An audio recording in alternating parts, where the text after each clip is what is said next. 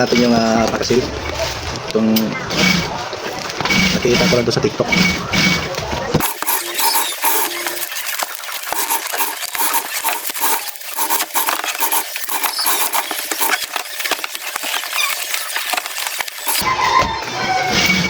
Ano guys?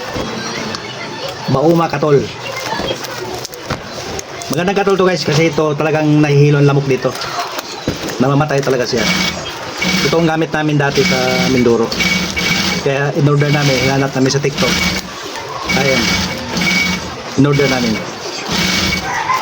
Ganda kasi gamitin itong katol na ito, mabisa masyado.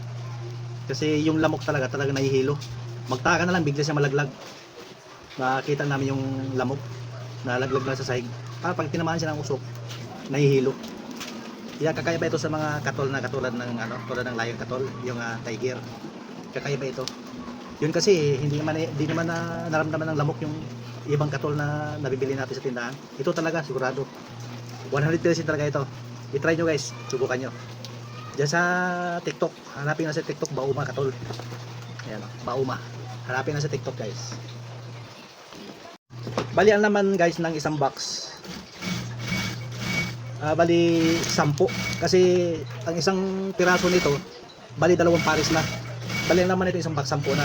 Bali 2 box, bali 20. Kasi sa isang box times 2 eh. Kasi isang pares kasi ito eh. Isang pares. Kaya bali 10 yung isang box.